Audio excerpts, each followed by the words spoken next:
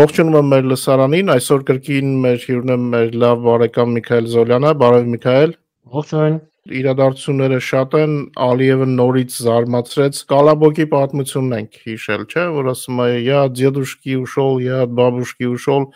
Գրանադա չգնաց, Բրյուսել չգնաց, Վաշինգտոն չի ուզում»։ Մինչև երբ քո կարծիքով այս իրավիճակը կարողանա այսպես պահել։ Դե սա մի քիչ իհարկե տարօրինակ է, որ այդ կարգի, այսինքն մի կողմից համ տարօրինակ է, համ այնքան էլ տարօրինակ չի։ Տարօրինակ է, որ այդ ամեն ինչը սենց բարձր աղմուկով տեղի ունեցավ։ Այսինքն սովորաբար նման դեպքերում ինչ որ մի հատ պատճառ են հորինում, ասում են, չգիտեմ, հիվանդացել, լա Ալիևը կամ ժամանակ չունի կամ սենց մի բան, երևի այս անգամ որոշեցին նաև ինչ որ այսպես ասած ցույց տալ, որ դժգոհ են ինչ որ բանից, որը իհարկե բավականին զարմանալի է, որ Ադրբեջանի մասշտաբի պետությունը նման տոնով խոսում է Ամերիկայի Միացյալ Նահանգների հետ, բայց ինչ որ իմաստով նաև արևմուտքի այսօրվա վիճակի մասին է խոսում, հա, որ Ալիևի նման ինչ որ երկրորդական դիկտատոր կարողանում է իրան թույլ տալ այդպես խոսալ Ամերիկայի Միացյալ Նահանգների հետ։ Իհարկե ես կարծում եմ սա ժամանակավոր երևույթ է, ես կարծում եմ, որ Ալիևը ինքը փորձում է, պես ասած, հա, այդպես փորձնական բաներ է գցում, հա, որ ինչքան է իրան կներվի, ինչքան է իրան չի ներվի։ Ու մինչև հիմա իրան շատ բան ներվել է, դրա համար ինքը, հա, ինչպես բնորոշ է ընդհանրապես այնպեսի գողական մտածելակերպ ունեցող մարդկանց, հա, ինչքան ավելի շատ է իրան թույլատրվում, այդքան ինքը ավելի ուրեմն իրան ազատ է զգում, այնպես որ ես կարծում եմ, որ վաղ թե ուշ իհարկե Ամերիկայի Միացյալ Նահանգները պետք է Ալիևին ցույց տան իր տեղը։ Թե դա ոնց կարվի, ես հիմա դժվարանում եմ ասել, բայց եթե դա չարվի, իհարկե դա շատ ավելի վատ հենց Ամերիկայի Միացյալ Նահանգների համար, որովհետև ի վերջո դա գերտերությունն է, ազատ աշխարհի առաջնորդն է, այսպես ասած, եւ ինքը չպետք է թույլ տա Ալիևի նման ինչ-որ երկրորդական բռնապետերին այդ տոնով խոսել Վաշինգտոնի հետ։ Հա, տես, օրինակ 907 բանաձևի արդեն գործելու մասին է խոսք գնում։ Կարելի է դա համարել նոր սանկցիաներ, թե ասենք զրոյական վիճակն է իդ գալիս ըստ քեզ։ Այս փուլում ես կարծում եմ, որ արևմուտքը այսպես շատ ակտիվ չի այս սանկցիաների հարցում, որովհետև երկու պատճառով։ Նախ ինչքան էլ Ադրբեջանը այսպես հա ոչ ժողովրդավարական պետություն է եւ հակադրվում է արևմուտքին, այնուամենայնիվ Իրանի հարցում արևմուտքի համար կարևոր պետություն է եւ նրանք չէին ցանկանա այսպես լրիվ հարաբերությունները խզել Իրանի հետ, Եվրամիությունն իր հերթին, ասենք, էներգետիկ կապեր ունի, հա, այնպես որ նրանք շահագրգռված չեն, ասած Ադրբեջանին լրիվ կտրել եւ ասած շանս են տալիս Ադրբեջանին, հա, երկրորդ, երրորդ եւ այլն։ Բայց դե ամեն դեպքում Ադրբեջանն էլ ոնց որ մի քիչ արդեն չափերը անցնում է, այնպես որ այս իրավիճակը ոնց կհանգուցալուծվի, դժվար է ասել։ Ինչ կարծիք ես, սանկցիաներ սպասենք, թե դեռ ոչ։ Դե իրականում դժվար է սա պես միանշանակ պատասխանել, որովհետև դա շատ բաներից է կախված, հա, եւ կախված է Ադրբեջանի պահվածքից եւ կախված է Հայաստանի գծից։ Առայժմ միտումը այնպեսին է, որ եթե այսպես ամեն ինչ շարունակվի, ապա կարող է եւ սանկցիաներին գործը հասնի, բայց նաեւ ինձ թվում է սանկցիաները իրականում, ինչպես նաեւ այս Ռուսաստանի օրինակը ցույց տվեց, միշտ չէ որ արդյունավետ են եւ երբեմն սանկցիաների, պես ասած, սպառնալիքը ավելի արդյունավետ է, քան հենց իրանք սանկցիաները։ Դրա համար ես կարծում եմ արևմուտքը կփորձի ավելի շատ սանկցիաների նաեւ սպառնալիքը օգտագործելով եւ ինչ որ այլ ճնշումներով Ադրբեջանին հետ բերել բանակցությունների սեղանին, կփորձի այնպես անել, որ Ադրբեջանը ստորագրի ինչ որ փաստաթուղթ կամ համենայնդեպս դա է, այսպես ասած, պլան A։ Եթե պլան A-ն չստացվի, ապա կարծում եմ որոշակի սանկցիաներ էլ կլինեն եւ այն ինչ մենք արդեն տեսնում ենք Հայաստանին օգնությունն է, այսինքն մի բանը Ադրբեջանի հանդեպ սանկցիաներ կիրառելը, որը մի շարք առումներով կարող է պրոբլեմատիկ լինի արևմուտքի համար, ուրիշ բանը Հայաստանին օգնություն ցույց տալը, որը այդքան պրոբլեմատիկ չի, այսինքն ես կարծում եմ, որ քանի այս փուլում արևմուտքը ավելի շատ տրամադրված է նրան, որ աջակցի Հայաստանին, քան պատժի Ադրբեջանի, հա, եւ այդ մենք տեսնում ենք արդեն մի շարք առումներով, բայց իհարկե կրկնում եմ, եթե Ադրբեջանը շարունակի այս տոնով խոսել, այսպես իրեն պահել, ապա այդ սանկցիաների հարցն կարող է առաջանա, բայց նաեւ ասեմ, որ այստեղ միայն Հայաստանից Ադրբեջանից չի կախված, հա, եւ վերջը համաշխարհային իրավիճակից է կախված, օրինակ Իսրայել-Պաղեստին այս հակամարտության նոր փուլը ինքը բավականին մեծ խանգար է, որովհետեւ փաստորեն մի քանի շաբաթ արևմուտքի ուշադրությունը այլ տեղ էր։ Հիմա նոր այնտեղ քանի որ իրադրությունը մի քիչ նու կարելի է ասել կայունացել է, գոնե այն առումով, որ նոր երկրներ չեն մտնում այս հակամարտության մեջ, հիմա կարծես արևմուտքը նորից վերադարձել է հայ-ադրբեջանական հարցերին եւ ակտիվություն է ցուցաբերում։ Բայց հիշում եք, որ հոկտեմբերի 7-ից հետո օրինակ Բլինքենը մի քանի անգամ այցելեց Մերձավոր Արևելք եւ այլն, այսինքն ուղղակի ֆիզիկապես արևմուտքը չէր հասնում նաեւ այս հարցով զբաղվել, հա, այդ կարևոր պաշտոնյաները, ովքեր պետք է որոշումներ կայացնեն։ Հիմա կարծես հետո վերադարձել են այդ հարցին։ Ամեն դեպքում ես հիմա չեմ կարող ասել կլինեն սանկցիաներ թե չէ, բայց այն ինչ որ Ադրբեջանը արեց Արցախում սեպտեմբերին, իհարկե դա չի մոռացվելու, հա, այսինքն դա մնալու է եւ անկախ նրանից Հայաստանը դրա մասին հիմա բարձրաձայնում է թե չէ, բայց արևմուտքում շատ լավ կհիշեն դրա մասին եւ հարկ եղած ժամանակ Ադրբեջանին կհիշեցնեն։ Հետարքիր էր ֆրանսիական կեյսը, հատկապես Փարիզի այցը Փաշինյանի եւ Վրաստանի ղեկավարության հետարքիր մեսիջները, այդ զենքի փոխադրման մասին հայտարարությունները, իմացանք նաեւ նրանց ռազմական նախարարության ղեկավարի այցի մասին Երևան, կարծես թե հայ-վրացական հարաբերությունները նոր աստիճանի են բարձրանում, թե պարզապես սովորական միջոցառումներ են, ինչ է կատարվում ըստ քեզ։ Ես ճիշտն ասած այսպիսի հայ-վրացական ակտիվություն չեմ հիշում, այսինքն հայ-վրացական կապերը իհարկե միշտ էլ եղել են, բայց այս վերջի շրջանում այն ինչ որ կատարվում է, այնպիսի տպավորություն է ստեղծում, որ նոր մակարդակի հարաբերություններ են Հայաստանի եւ Վրաստանի միջեւ, նաեւ այսպես ոչ պաշտոնական շփումներում օրինակ վրացական փորձագետների հետ իմ ունեցած, եւս ես այդ տպավորությունն եմ ստանում, որ իհարկե սա պետք չի չափազանցնել, բայց ամեն դեպքում հիմա Վրաստանը այլ կերպ է նայում Հայաստանին։ Եվ ոչ միայն Վրաստանը, ընդհանրապես ես կարծում եմ, որ սեպտեմբերից սկսած շատ ու շատ խաղացողների համար այլևս ակնհայտ է, որ Հայաստանը Ռուսաստանի դաշնակիցը չէ։ Դա եւ ակնհայտ է Հայաստանի ղեկավարների հայտարարություններից, եւ ակնհայտ է Արցախում տեղի ունեցածի պատճառով, եւ ակնհայտ է Ռուսաստանի հայտարարություններից, այսինքն այն վիճակը, որ Հայաստանը կարծես թե պես պարզ չէր, հա, հիմա Ռուսաստանի դաշնակիցն է, թե դաշնակիցը չի, կարծես թե այդ վիճակից մենք դուրս ենք եկել։ Ճիշտ է, ֆորմալ առումով Հայաստանը մնում է ՀԱՊԿ-ի անդամ եւ այլն, բայց արդեն բովանդակային առումով բոլորի համար ակնհայտ է, որ Հայաստանը այլևս Ռուսաստանի դաշնակիցը չէ եւ այն պետությունները, որոնք նախկինում պես մի քիչ որոշակի դիստանցիա էին պահում Հայաստանից, այդ պետություններն էլ են հիմա ակտիվ մասնակցում այս երկխոսությանը, որ Հայաստանի հետ տեղի ունենում, օրինակ Մեծ Բրիտանիան, հա, եւ այլն, այսինքն Արևելյան Եվրոպայի որոշ կամ Կենտրոնական Եվրոպայի որոշ պետություններ, այսինքն հիմա Հայաստանի ընկալումը փոխվում է եւ այդ թվում Վրաստանում է փոխվում, որտեղ Վրաստանի համար ի վերջո Հայաստանը տարիների ընթացքում ընկալվել է որպես Ռուսաստանի դաշնակից։ Բոլոր իհարկե նյուանսները այնտեղ հասկանում էին, հա, որ Հայաստանը այլ տարբերակ չունի եւ այլն, բայց միևնույն ժամանակ փաստ էր, որ Հայաստանը Ռուսաստանի դաշնակիցն է եւ Վրաստանի համար Ռուսաստանը համար 1 հակառակորդն է։ Դրա համար հարաբերությունները Հայաստանի հետ որոշակի շրջանակների դուրս չէին գալիս։ Հիմա կարծես թե փոփոխություն է տեղի ունենում։ Իհարկե այդտեղ կարելի է նաև շատ խոսել Վրաստանի կառավարության քաղաքականության մասին, որ ինքը, այսպես ասած, Ռուսաստանի հետ փորձում է հարաբերությունները պահել որոշակի, հա, կոնստրուկտիվ դաշտում, որի համար ոմանք նրան մեղադրում են, որ Վրաստանի ներկա կառավարությունը ռուսամետ է եւ այլն, բայց ամեն դեպքում պարզ է, որ աշխարհաքաղաքական որոշակի իրողություններ կան եւ Վրաստանը ով էլ այնտեղ լինի իշխանություն, ինքը երբեք դες բացահայտ ռուսամետ չի լինի, հա, երբեք օրինակ երբեք չենք ասում երբեք, բայց ամեն դեպքում շատ քիչ հավանական է դա։ Դրա համար Հայաստանի այս աշխարհաքաղաքական դիրքի փոփոխությունը, ոչ թե դիրքի, այլ դերի ավելի ճիշտ, սա իհարկե նկատվում է եւ Թբիլիսիում, եւ չգիտեմ Լոնդոնում, եւ Վարշավայում, եւ շատ ուրիշ տեղերում։ Հա, իմ ջալոց եւ նաեւ Հայաստանի հանդեպ փոխված վերաբերմունքն է ազդում երևի վրացիների վրա նաեւ, որովհետեւ իրենք էլ են տեսնում, որ առաջվա Հայաստանը չէ, Հայաստանին այլ կերպ են նայում եւ այն ինչ որ կատարվեց Փարիզում, երևի թե առաջ երբեք չէր եղել։ Ինձ թվում է իրենք էլ են հասկանում, որ Հայաստանի դերը աշխարհի համար էլ է փոխվել եւ ժամանակն է ավելի սերտ։ Հուսանք, որ այդպես կլինի, սա պարզապես մեր ցանկությունները չեն։ Գիտես ինչ եմ ուզում ասել, ես մեր հայ-ուկրաինական հարաբերությունների կարծես թե սառույցը, ռուսական սառույցը սկսում է հալչել։ Այդ ֆոնի վրա այն զենքը արցախցիների, որ Ռուսաստանը վերցրել է եւ հիմա Ադրբեջանի թույլատվությամբ դուրս է գալիս դեպի Ռուսաստան։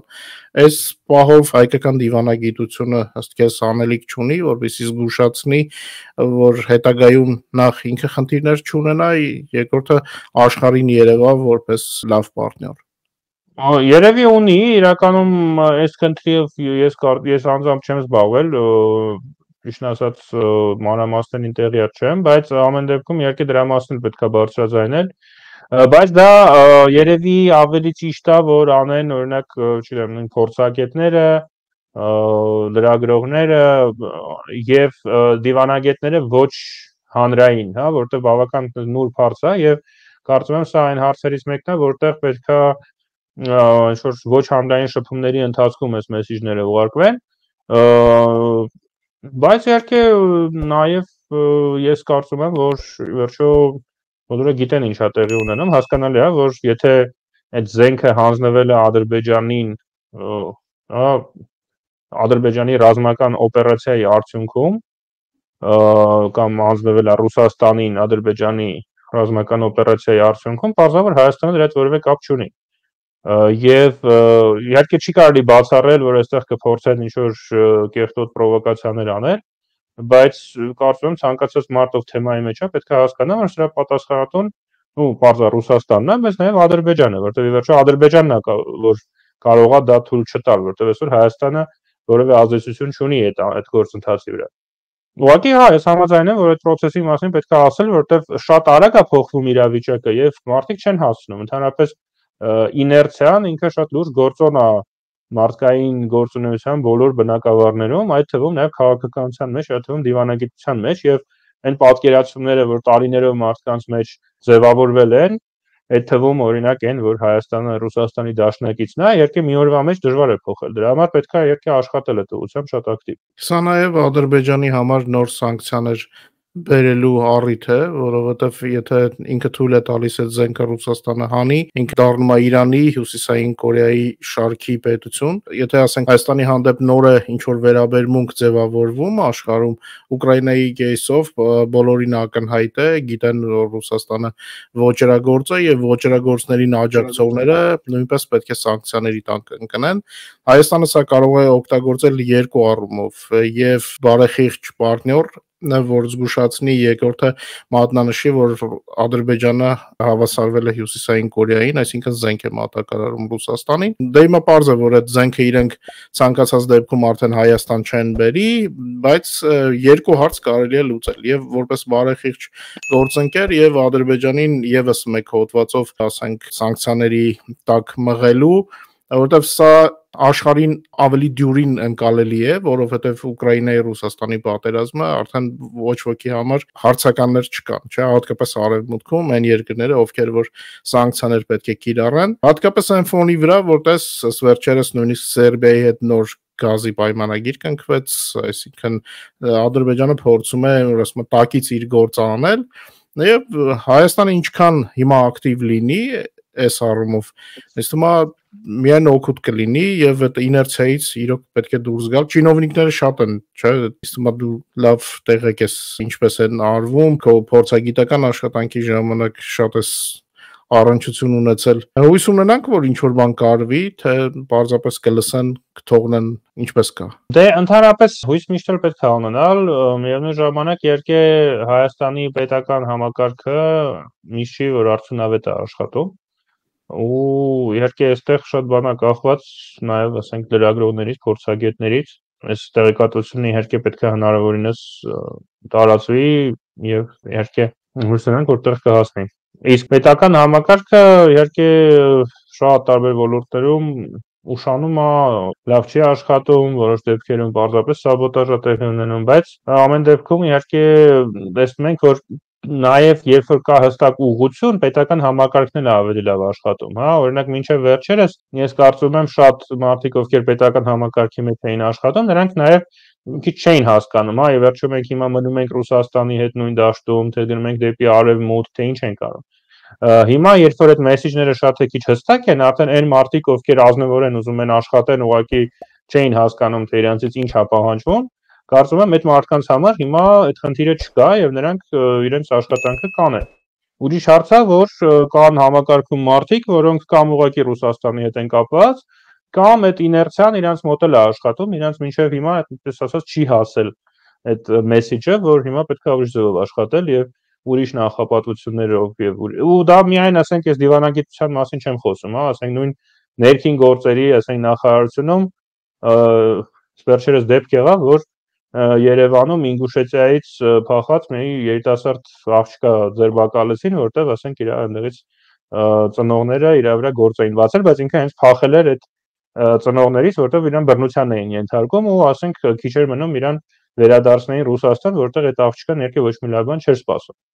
Բնականաբար այդտեղ էլ ասենք նման բաները պետք է բացառել, հա, Ռուսաստանից եկած փախստականները, ովքեր այնտեղ քաղաքական կամ այլ հետապնդումների են ենթարկվում, պետք է ամեն ինչ անել, որ այդ մարդկանց չարտահանձնեն հանգարց Ռուսաստան։ Բայց դե ասենք մեր ոստիկանությունը միշտ չի որ այդ ներբությունները հասկանում է եւ ասենք այնտեղից գալիս է ինչ որ թուղթ, հա, ես այդ հարցերի մասնագետը չեմ, բառապես որպես օրինակ եմ բերում, հա, ասենք գալիս է որ այս մարդը ռոզիսկի մեջ է գնում բռնում է։